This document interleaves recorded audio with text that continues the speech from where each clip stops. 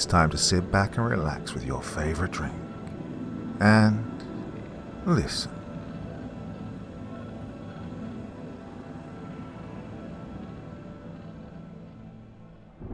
My college has a service where you can buy a friend. I bought 3, but there's something seriously wrong with them. Friends. Everyone has them. They're an important part of our childhood, and then adult life. Humans are sociable. It's just what we are. We crave social contact, to bond with others and create relationships. Without friends, we would be lonely, unhappy. Well, some would argue, of course. Some would say that we don't need friends. Maybe they enjoy being on their own. Maybe their circumstances make it better for them to be alone. However, for the majority of the human race, well, we all need friends. We all need others to make us laugh, to stop us from falling into an existential hole. We're all self-deprecating, and deep down we hate ourselves. We want others to tell us differently. We want to be judged and loved and appreciated.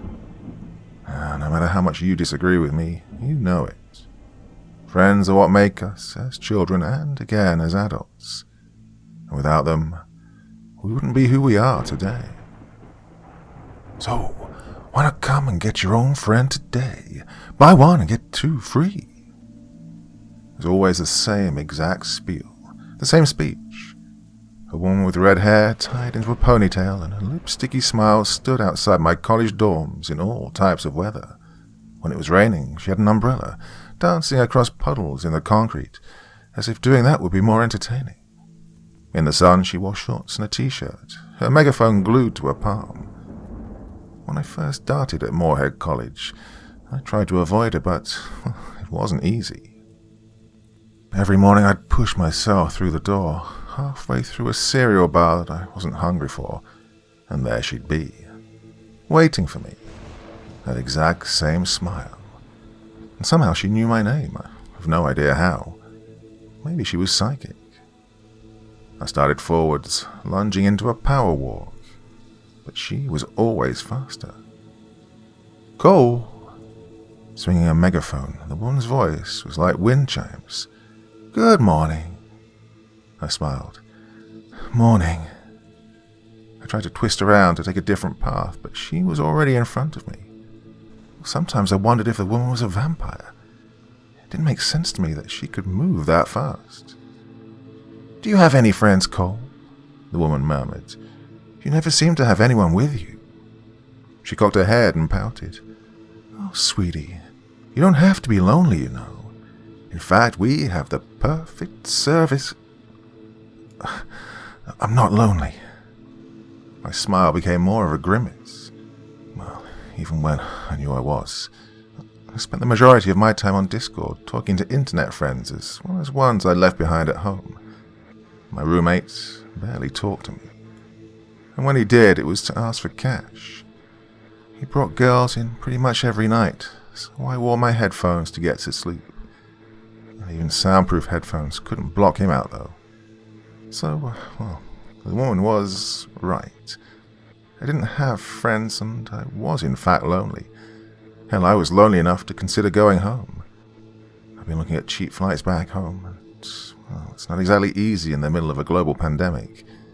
So instead of telling the woman all of this, I did what I did best. I nodded and smiled politely, even when I wanted to wrench the megaphone off her and throw it in her obnoxious face. Look, I'm trying to get to class, I said with slightly more girth. I'm not exactly the type of guy who shouts. I'd often wondered how the woman hadn't been reported, but then I remembered she was part of the college, part of the campaign to get students, especially lonely freshmen, to buy friends.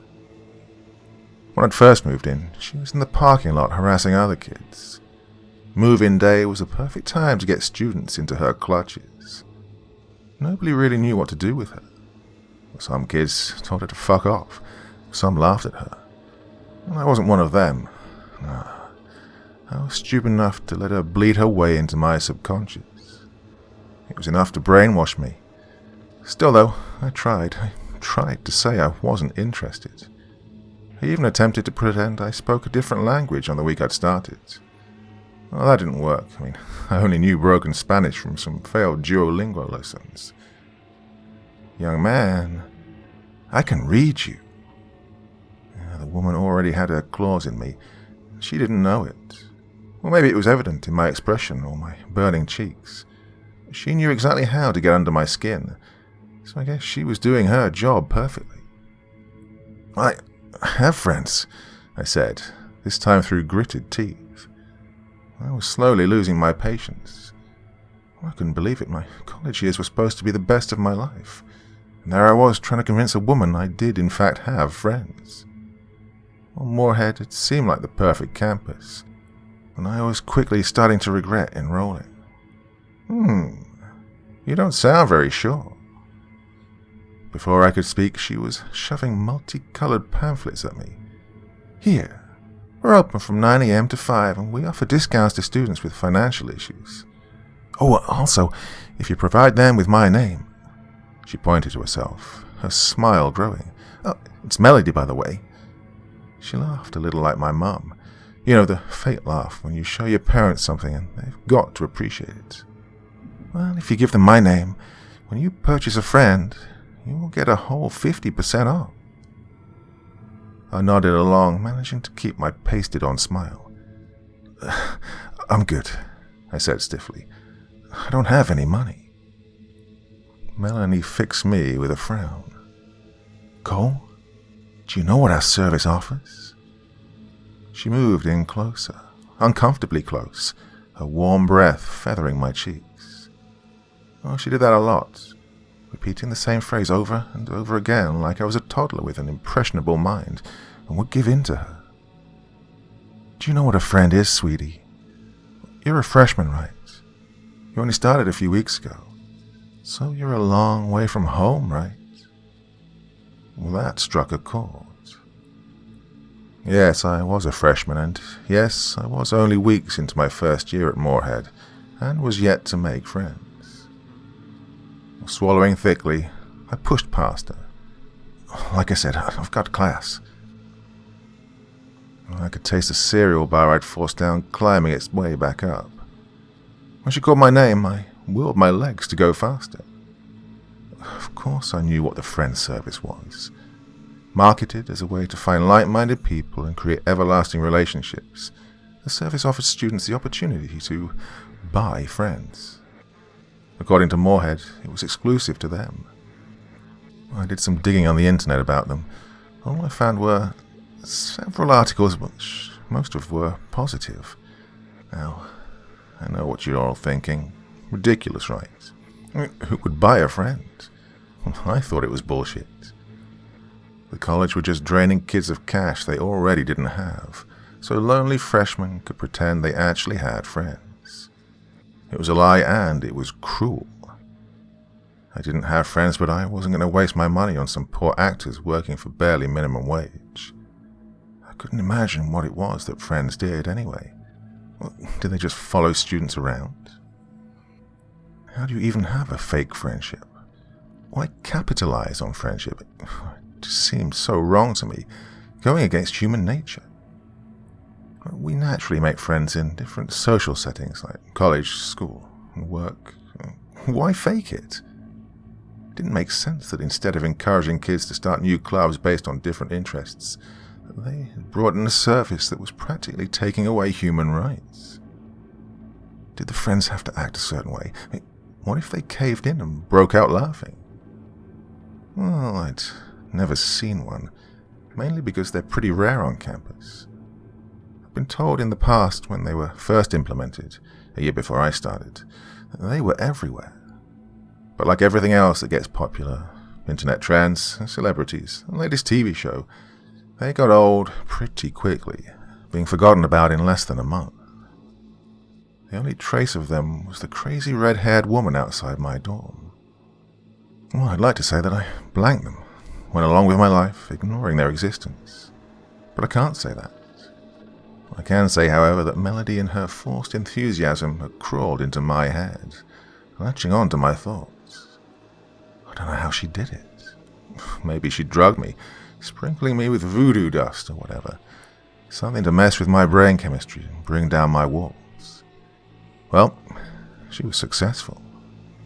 Whether it was her continuous speeches via megaphone outside my dorms every morning and night, or she had in fact somehow drugged the cereal bar I'd eaten, well, I started to wonder if maybe a friend was what was best. I've been lying to my mum every night when she called me. I told her I'd made a whole bunch of friends and we hung out every night. When she asked to talk to them, or for me to send pictures, I told her I would. But of course I never did. And I was getting tired of lying to Mom. I was getting tired of making up new names, pretending I was doing all these outlandish things when I wasn't. The most outlandish thing I'd done was watch series online to illegally stream the new Black Widow movie. So, I guess that's how I found myself outside the Friend Center, right on the edge of campus. The day was over. My class is done for the day. All I wanted was to get back to my dorm before my roommate, so I could get some quiet time to myself. Instead, I'd found myself gravitating towards the center. It was a monster of a building made entirely of glass, oblong-shaped. When I looked up, the glare of the sun reflected off of checkerboard windows. Apparently the whole project had drained the college of money. They couldn't even afford to send their football team to state championships. The sky was darkening, campus slowly emptying. The center was lit up in white light that was supposed to look welcoming. To me, though, it looked eerie, like I was stepping into a spaceship. Well, I don't know how I ended up outside. Melanie's words had been playing like a stuck record at the back of my head all day. Are you lonely, Cole? I tried to suppress them, but they came back stronger, setting off a whirlwind in my mind. Thoughts hit like ice-cold water, cruel and relentless, and I couldn't stop them. I was lonely. Fuck, I was lonely. I didn't have friends. Weeks had gone by, and I still hadn't made any. Was it me? Was I the problem? There were kids in my classes that shared my interests. I knew that. And one girl had gone on a half-hour rant about why Marvel was better than DC. I caught a guy in front of me secretly watching one of my favorite animes on his laptop. It was me, I kept thinking. They were there, I just didn't know how to take the first step. Talking was easy, right? It's just opening your mouth and speaking. All it took was a hey. Except a simple hey. It was hard for me, especially when my classmates had already connected with others, sitting in pairs and groups. They'd already made their friend groups. I mean, I wasn't the only one. I'm sure there were others who sat on their own. Maybe they preferred their own company. It had hit me like a wave, and I hated it. And I hated that crazy woman who got into my head. Well, as much as I was in denial, I craved that social interaction that Melody had talked about. I needed that communication, people to hang out with, to judge and appreciate me. I needed friends. I needed them or I was going to go insane.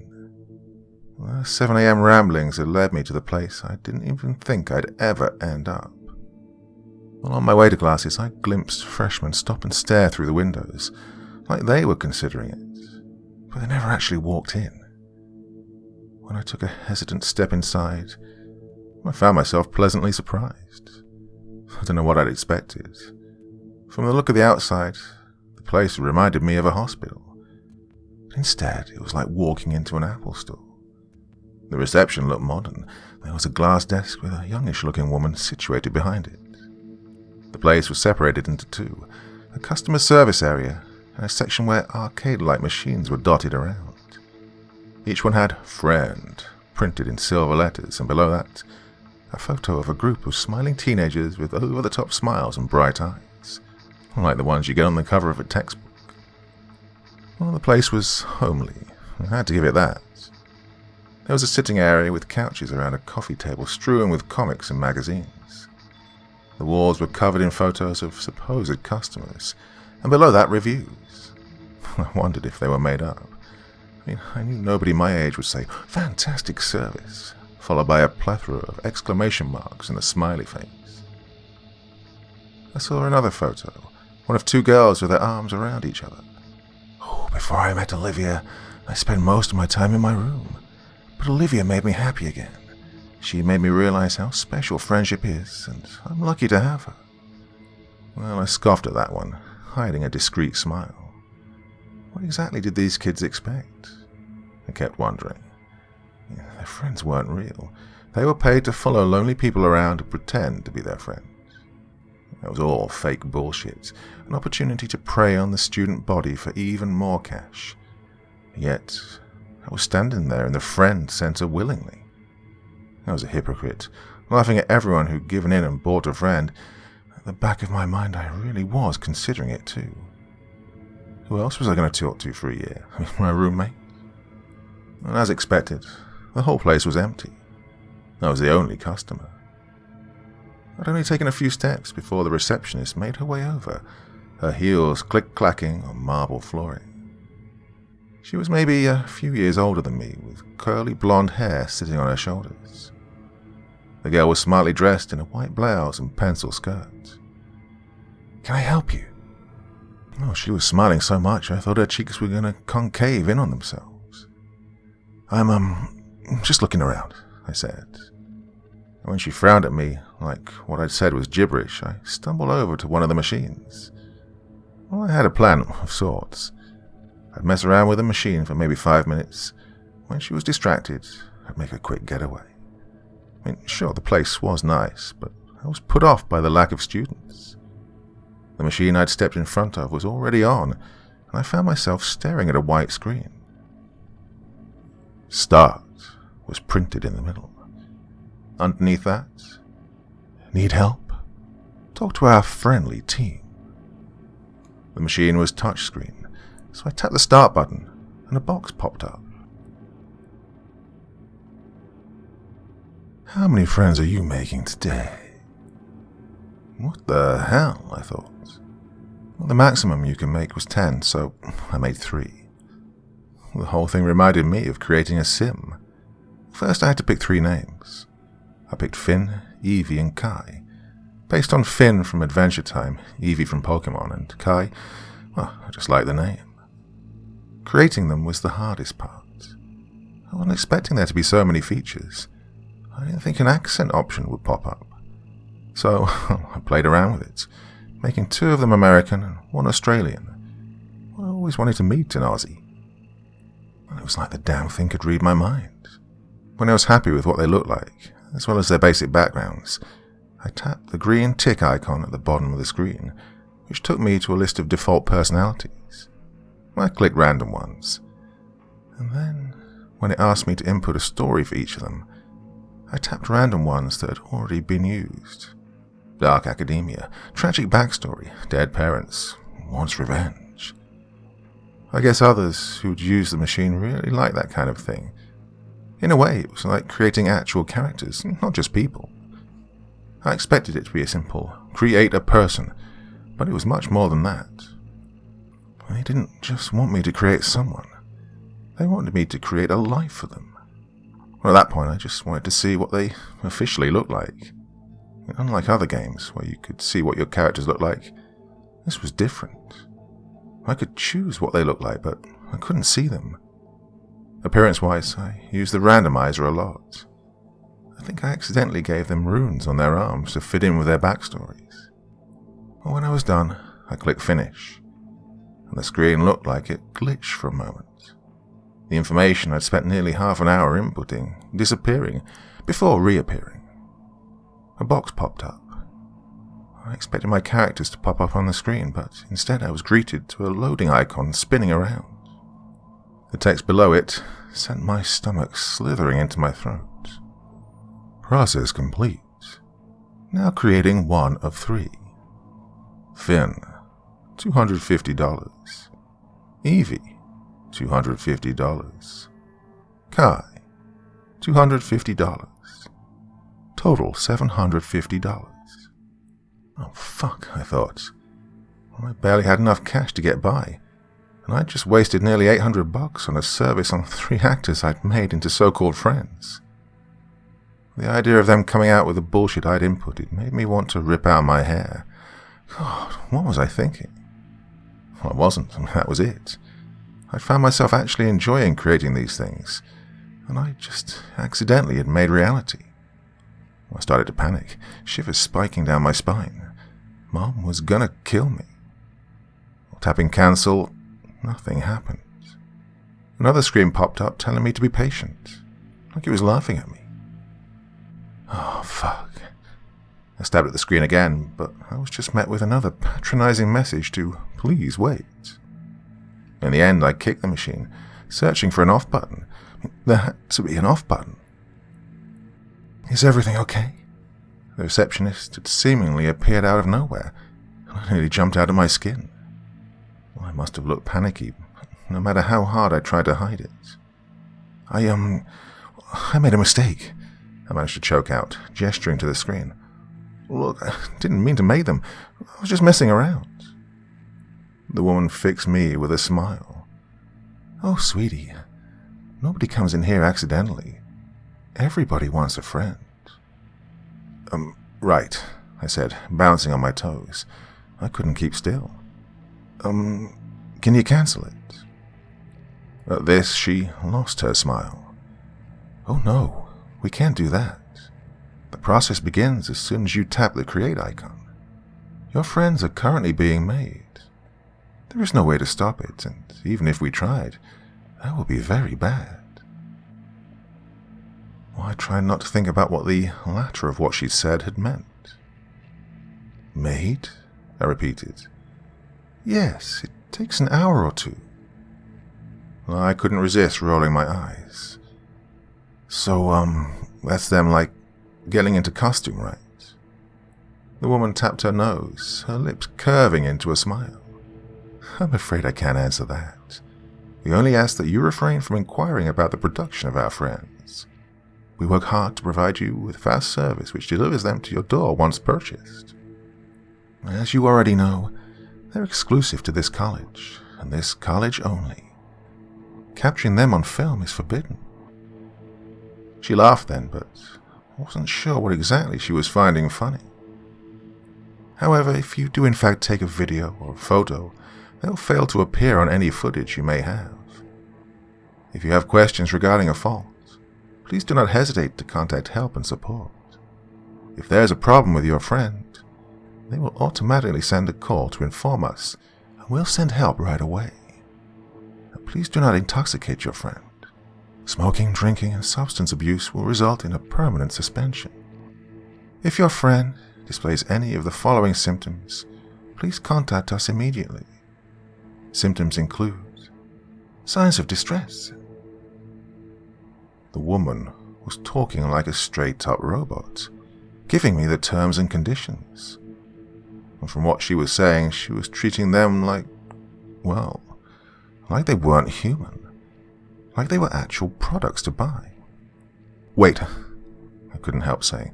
These, things, they're just acting right. That's what everyone says. They're just people you guys hire. She blinked. Is there anything else I can help you with? It was like talking to a brick wall. Are you serious? I'm asking if your friends are people you hire.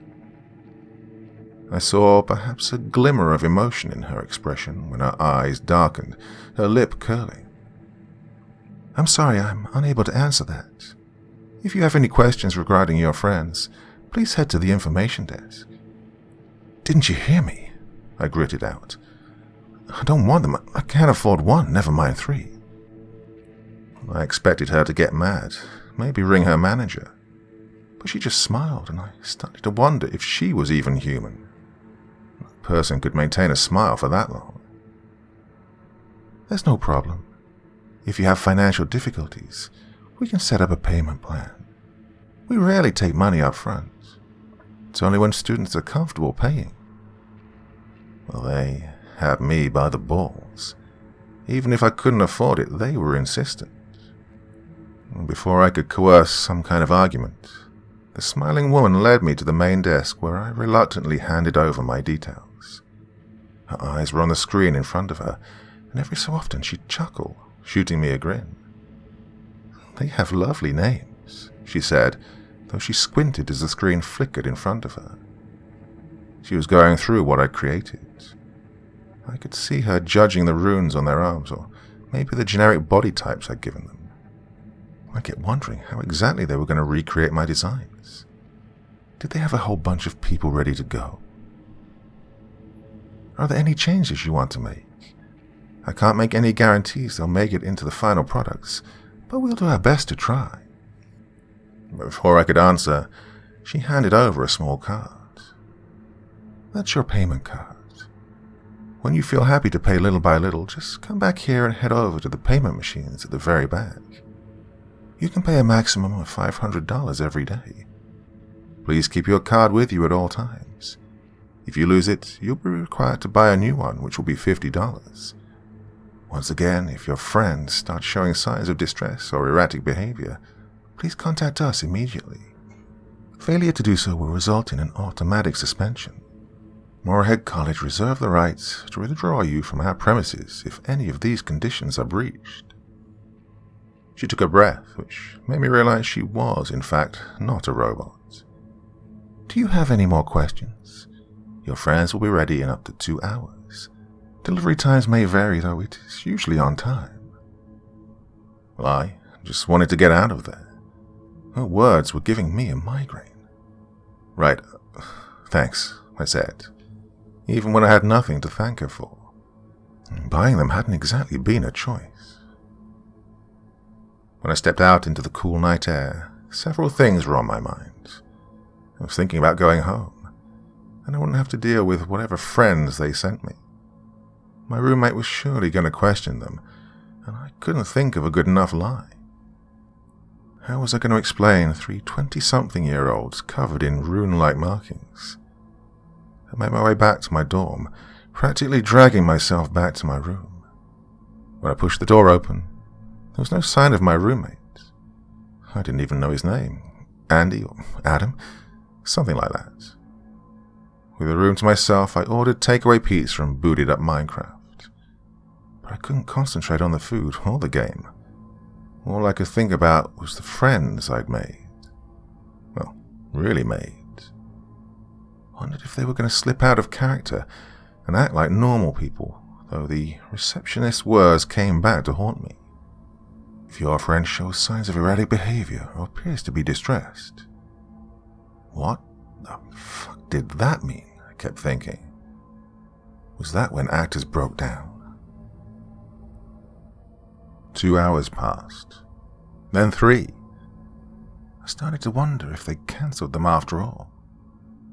After staring at my desktop background for what felt like forever, my eyes grew heavy. I don't remember falling asleep, but I woke to someone banging on the door. Well, my roommate, I thought. Had to be. Except that he had a key. He wouldn't knock on the door of his own room. I got up, dragging myself to the door. And when I opened it, I found myself face to face with one of the guys from down the hall. Ethan, I think his name was.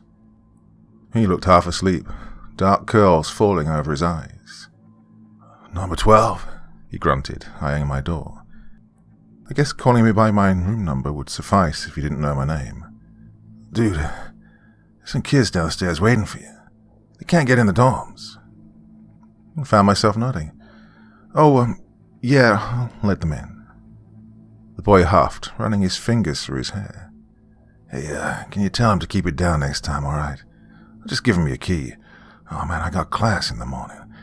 I'm trying to get a decent night's sleep." "Yeah, right. I'll let them know." He hovered for a moment, his gaze drinking me in. "They, friends of yours?" "Sort of." Ethan smirked. "Oh, sweet. Hey, if she's single, send me the tatted girl's number. I'm just down the hall. The door with a fucked up lock." He then turned to walk away. "Hell, send all 3 if you want. I'm into that kind of shit." Before I could reply, Ethan was making his way back down the hall. When the door to his room slammed shut, I made my way downstairs. The doors were quiet for a weeknight. Usually a party would be happening, but every door was silent. Took my time going down the stairs, overthinking what I'd say to the friends. I hoped it wasn't a 24/7 thing. Or maybe they hung out in intervals. They had lives too, I guessed. When I pushed the doors to the boys' dorm open, there they were. The friends I'd made only hours earlier. It seemed crazy to be looking at them in the flesh. They looked almost identical to how I'd made them, right down to the tiny details. I knew who each of them were automatically, by how I'd made them. I remember giving Finn dark curls, a baseball cap over the top, and Kai reddish-brown hair which fell in his eyes. Both of them had light tan skin. Evie had short blonde curls tied into a ribbon. The ribbon had been a last-minute thing. Well, I'm not exactly a designer, but I figured it would go with her pasty skin and freckles. And it did, almost too well. I expected the rune-like markings to look trashy and wrong, like a toddler had scribbled over their skin in black marker. When I fully took the three of them in, they looked perfect. The runes weren't too noticeable, etched into their skin. The markings looked good, amazing even. In real life, the tattoos covering the three's arms and neck were beautiful, perfect, intricate lines of obsidian decorating smooth skin. They looked exactly how I'd made them. All of them random options I'd picked for their backstories and lives. All the characters I'd made were real. They were living, breathing people standing directly in front of me. Part of me was confused why the service was so dead. Wouldn't kids want to make their own characters and bring them to life? They had the opportunity to essentially make Sims however they wanted and turn them into real people. Maybe the $250 was money well spent if they were going to look this good. That's what I thought when I pulled open the door, my heart in my throat. The three of them had been talking amongst themselves before I'd opened the door. Maybe they were talking out of character, I thought. I choked on a greeting, which was mostly just noises coming out of my mouth. Finn offered me a smile, raising his tatted hand in a wave. I managed to nod and smile. I caught something catch the light. Looking closer, I glimpsed what looked like a Bluetooth headset attached to his ear. Evie and Kai had them too. The earpieces were flashing, a tiny blue light blinking every few seconds. I thought. Maybe they were fed their lines through them. That made sense, though the earpieces were giving me a bad feeling. You took your time, Finn said, snapping me out of it. His smile was friendly. You're cool, right? Yeah, I said. Hey. What's up? Kai gave me a nod. His Aussie accent was a little bit too forced, but I still appreciated it. Evie hugged me. She smelled strange, like disinfectant mixed with lemons. It was exactly how I'd made her, though. When I was flicking through personality traits, I tapped sweet and a good friend. Nice to meet you. Evie pulled away. Her expression, like the boys', was natural. It felt like I actually had real friends. I'd expected awkward conversation on the way up to my room, but it felt right. Like I'd met them in class and took them back to my dorm to hang out. I expected them to start talking about their lives, which were the weird stories I'd added from the random generator. To my surprise, though, they talked about normal things. Finn started a conversation about one of my favorite shows, but I didn't remember adding it to his description.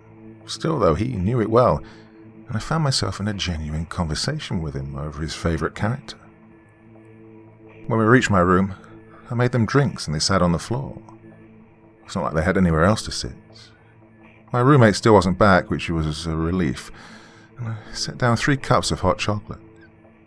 Evie grabbed hers and took a sip, but the boys ignored their drinks, focusing their attention on me. Okay, so you guys should know. This is a misunderstanding. I was messing around at the machine and the lady forced me to get you, buy you. Finn sat cross-legged, his gaze stuck to the ceiling. You don't have to apologize, dude. It's cool. I nodded, relieved. I was getting progressively more comfortable with it. So, are you guys, hired by the college? Hired? Kai shot me a look. What do you mean by that? I felt my cheeks blossom scarlet. You get paid to be my friend. Evie frowned. She took another sip of her drink. When I looked closer, though, she wasn't actually drinking it. The girl's lips were pressed to the rim of the mug, but she wasn't opening her mouth. Evie was pretending to drink. Cool. We are your friends, she said. You asked us to come and hang out with you, so here we are. In the flesh, Kai added, almost in symphony with Evie. No, that's not what I'm talking about. I held my breath, steeling myself. Look, you can cut it out now. You can talk out of character, or whatever. I pointed to their earpieces. You don't have to wear them if you don't want to. They won't know. I spread out my arms, gesturing to my room. We can just hang out for tonight, okay? What earpieces? Finn touched his left ear, his fingers skimming over the device, but it was like he didn't notice it. Jumping to his feet, the boy wandered over to my refrigerator. Do you have any food, Cole? Food, Evie said, Kai nodding along. Yeah, food would be great. Initially, they were acting normal, like actual friends. The conversation natural. Now, though, I was starting to notice something was off. The three of them seemed to be in perfect sync. Well, Evie and Kai were. I noticed Finn stumbled slightly, nearly tripping over his own feet. His steps were like a baby deer learning to walk. I nodded. The sooner I got them out of there, the better. They were freaking me out. Not just what they were saying, their mannerisms. Yeah, I can order you guys pizza if you want. I grabbed my phone to call the pizza place on campus. And out the corner of my eye, Finn was already eating, stuffing something in his mouth. It took me a disorienting moment to realize raw bacon was hanging out of his mouth. Fleshy white pieces clenched between his fists. What the hell are you doing? I snatched the packet from him, pulling bits of fat from between his fingers. He was stiff, unmoving, his gaze piercing right through me. Are you insane? I bit out. That's raw. The boy blinked, and then he laughed. Oh, right. Yeah. Finn spat out the bacon and wiped his mouth, sending me an apologetic smile.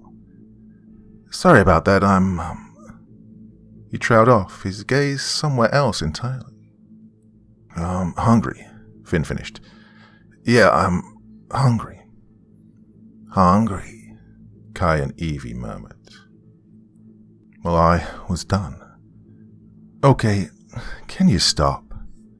I tried to smile, tried to laugh, but my stomach was twisting, my chest squeezing. As much as I tried to tell myself Finn was joking around, and everything was just that, an elaborate joke, I couldn't stop thinking about the way he'd looked at me, the way Evie and Kai spoke in sync. Finn had eaten raw bacon completely out of nowhere, and when I told him it was wrong, he looked genuinely confused, like he was a child being told not to eat poisonous things. Whatever you're doing, it's not funny. Cocking his head, Finn blinked. I could have sworn his expression glitched. His eyes flickered for a moment, and he jerked his head. Stop what? Finn twitched again. This time his whole body spasmed, but he kept talking, kept smiling. His fingers went to the earpiece, gripping onto it and pulling. But it was stuck. He tried again, his hand falling to his side and then coming up again, this time like it had a mind of its own, clawing at the device. Maybe I was crazy, but it was like watching two separate people. Finn, who was talking to me in a robotic drone, and his arm, who was trying and failing to grip and pull and tear at the earpiece stuck to his ear. We're not doing anything. We're just being your friend. Isn't that what you want? I couldn't help myself. A device, I whispered. What is it? Finn laughed. What device? He said. Then he said it again and again. A fake laugh spurting from his lips, eyes flickering. This time his arms were by his sides. I watched the moment he tried to move them, or at least his body did. He attempted to lift them, but he was weak. "Hey, are you okay?" I hesitantly stepped in front of him. Up close, he didn't look human. His expression was the exact same, a permanent grin, wide eyes, but I saw past that. I saw twitching limbs that were struggling, attempting to regain some kind of control. Without thinking, I grabbed his earpiece and tugged as hard as I could, but it wouldn't come off. I tried again, but it's like the Bluetooth, or whatever it was permanently stuck to his ear. When I searched for some kind of latch or way to take it off, there wasn't one. I was on my third pull when Finn asked me the same question over and over again. What device? What device? What device? In the exact same tone before, something warm slid down my fingers. Blood. No, not just blood. Something was there. Tiny, fleshy, stringy pieces covering my fingers. Like spider webs. When I let out a cry, so did Finn. Then the others. Evie slammed her hands over her ears and Kai tore at his face. But this was like a synchronized banshee wail, one I'd never heard before. Finn dropped to his knees and I fell with him. "Get it off."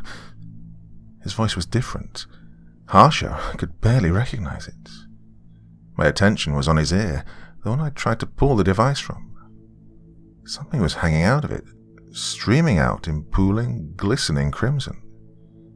The device itself was still stuck to his flesh, but the blinking blue light that had been blinking in intervals had stopped. "Do you hear me?" he screamed. His eyes were wide, unseeing. "Get it off me!" I staggered back, falling on my ass. "Get what off?" I knew what he was talking about. The device, the thing glued to his ear. "Sam." Finn's grip on my arms was harsh, his fingernails slicing into my skin. He was looking at me, blinking rapidly. Tears were rolling down his cheeks. So much emotion had exploded onto his face, and I realized I wasn't looking at Finn anymore. I was looking at someone who was made into Finn. "Sam, is that you?" I couldn't respond, just trying to get hold of the device. But the more I pulled, his body seemed to twitch and spasm, blood pooling from every orifice, that spiderweb-like substance coating my fingers. "I can't get it off." "I didn't do it," Finn whispered, blindly clawing at my face, like he was touching someone else. "I didn't do it, I swear. I didn't do it. I didn't do it, please. Please believe me, Sam. I didn't do it. I didn't kill you. It was a setup, I swear. They set me up. I didn't kill you. He seemed to catch hold of himself, falling into me, his trembling body struggling to stand. His voice changed again. He was talking to me now. "Knock me out. You need to knock me out right now. If you don't, the emergency fault line will trigger and they'll come for us." "What?" He let out an exasperated breath. "If you knock out the signal, it'll stop responding. If you pull out the earpieces, you'll kill us. Do you understand me?" Finn was speaking through gritted teeth. "The earpieces are plugged directly into our..." He let out a sharp cry, his head jerking, twitching. "Oh shit, I can feel it. I can feel it in my head. It's trying to get into my head," he whined.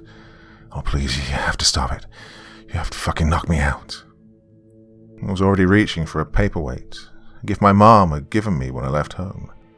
I didn't know who I was talking to, but smashing a paperweight into a boy's head really didn't seem like the best idea.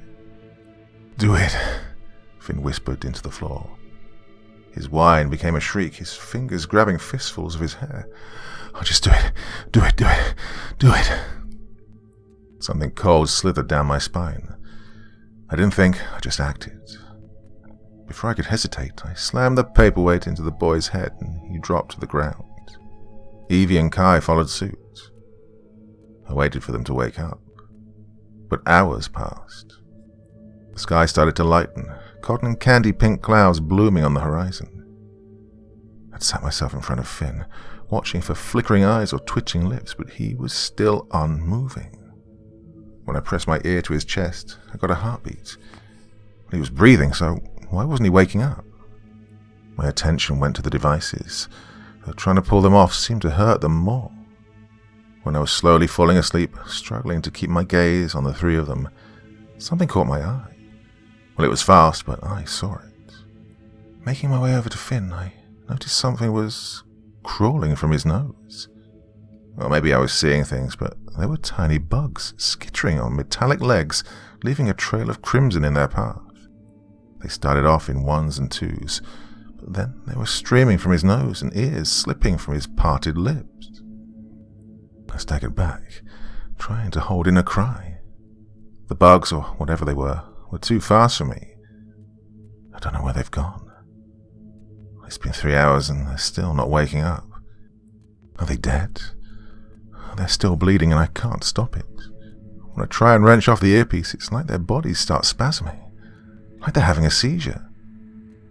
God, can someone please tell me what the hell is going on? What are these things?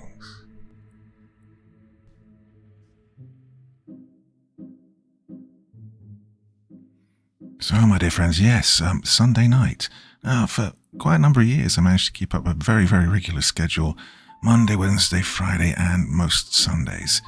And, yeah, I'm amazed I was able to keep it up for so long, to be honest with you. But I'm getting back towards that now. There's one thing the YouTube algorithm loves, it's regularity and consistency. So, yeah, I mean, probably, I don't know how long. It's been a little bit of a struggle sometimes.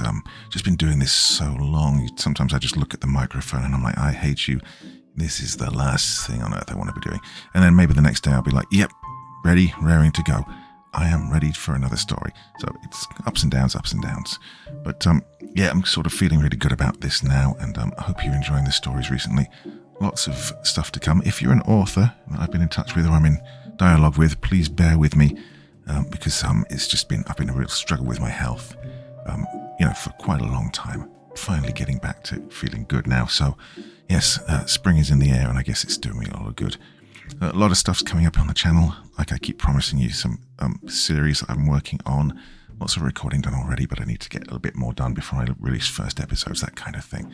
Well, I am waffling on here for this Sunday evening. Hope you've had a lovely weekend, everyone. I will be back again tomorrow night. Hour-long story, I think, tomorrow? Yeah, go on then, I've promised you now, haven't I? All right, so till the next time, my dear friends, very, very sweet dreams, and bye-bye.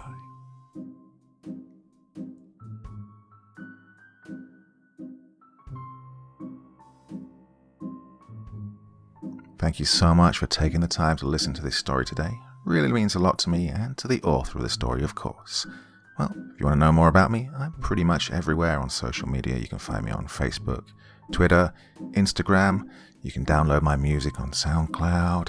I've got a Patreon if you feel like. Throw me $1 or $2. Very much appreciated. And of course, on Reddit, I have a place where you can leave stories if you want me to read one that you've written. Well, hoping to see you all again very soon. Till then, sweet dreams. Bye-bye.